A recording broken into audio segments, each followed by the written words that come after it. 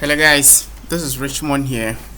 I'm going to give you how the automated version of Fets works. Okay, yeah, well, after a lot of feedback from our users who keep mixing entries, we decided to automate the trade so that our busy scheduled workers might also benefit from the trading system. Actually, the automated version is not very different from the manual version, just that in the automated version we have automated the signals. Just as when this one appeared, it will take you in, it will enter the trade with this stop loss and this take profit. That is even if you are not online and your chart is online, then it's going to take you in, and by the time you come, you might have hit your TP with some money saved for you. That's about 700 pips saved for you. Okay, now how does it work? Let's look at some of the features. First, when you get the system, you load the EA to every single chart you want it to trade. The best time frame is daily chart, but the minimum you can use the EA is the 4-hour chart. Beyond that, Fets trading team does not or cannot be held responsible for whatever happens to your account. We are saying the best time frame is the daily, and the minimum you have to use the trading system, the automated trading system, is the 4-hour chart. Now let's look at some parameters in the automated version. This is the profit factor. Okay, so this is what it is going to do. It will calculate the swings of the 5 previous candlesticks below the trend identifier to generate the stop loss, and the stop loss is going to be 2.5 times the we multiply the stop loss by 2.5 to give you the take profit, which is your profit factor. So let's look at something here. This was the entry and the stop loss was 40 pips. Let's look at the take profit. The take profit was about 80 pips. Okay, just because we have multiplied the stop loss by 2 to give you the take profit. So in the case of the automated version, where the stop loss is, where the take profit is 2.5, it would have been 100 pips. 1000 pips from there.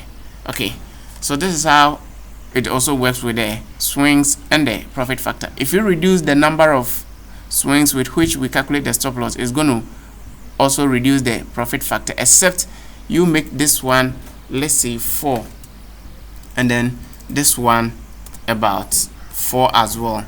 That is when you'll be able to maximize profit but risking less. Then we have the lot. If you leave this one at 0.0, it's going to calculate a particular percentage of your total balance, okay, to give you the lot size is going to trade and the stop loss. Okay, for instance, if you have $1,000 account and you leave here 0.0 and you make here 1.0, this is in percentage. The risk is telling the system how much to risk per trade. So if you say 1, it's going to be 1%. If you say, let's say 2, it's going to be 2%. Okay, so we put it back 1. If I have $1,000 account and I hit stop loss with this, it means I'm going to lose 1% of the $1,000 account, which is going to be $10. Okay, but if I hit take profit, it's going to multiply the stop loss by this number, which is 4. By default we have 2.5. You can change it to any number depending on your risk level. Okay, so that is how it works. Then we have what we call the partial closure. Now back to the risk. If you have $1,000 account and you set here to be 1.0, it's going to calculate 1% of the total lot to give you the stop loss. That is how much you lose when you hit stop loss. Okay, so if you lose $100 from your $1,000 account, it's now going to calculate $9 for every stop loss you hit. But if you gain $100 in your $1,000 account, the next stop loss is going to be $11. And don't forget, as the stop loss increases, the take profit also increases. Now we go to what we call the partial closure. In the partial closure, when the price gets to TP, like what happened here, when the price gets to the TP, okay, it will close half of the position and move the stop loss. Then you can continue like this one did. Okay, yes, but if it hits TP and reverses, it means you are risking half of what you made for how much you have acquired so far. And so in that case, you don't even lose much when you hit stop loss.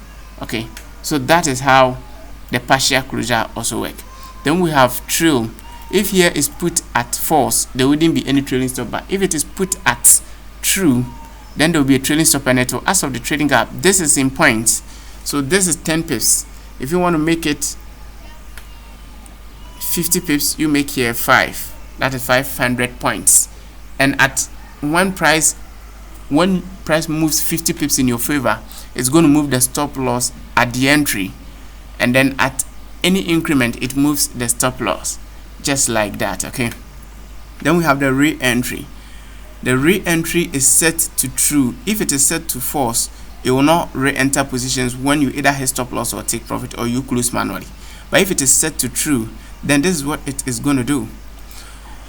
When price hits take profit from here, okay, and there is a pullback below the trend confirmer, the next candlestick that closes above this will take you into the trade. You will buy again.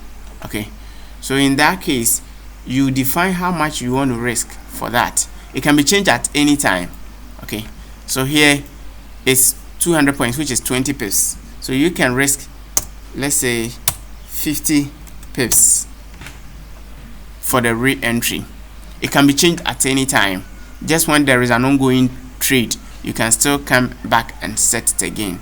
Okay, so this is basically how the risk control works in the automated version. You need to attach it to all the charts. Like for instance, here you're going to attach it to this chart, you're going to attach it to different other charts. Okay, according to how much or how you want the EA to trade on that particular chart. You can change the settings and the risk factor according to the pips movement on average for each particular chart. Okay, so this is how the EA work. You can still message me for more details on how the automated version of Forex Embassy works. Okay, thank you for watching once again.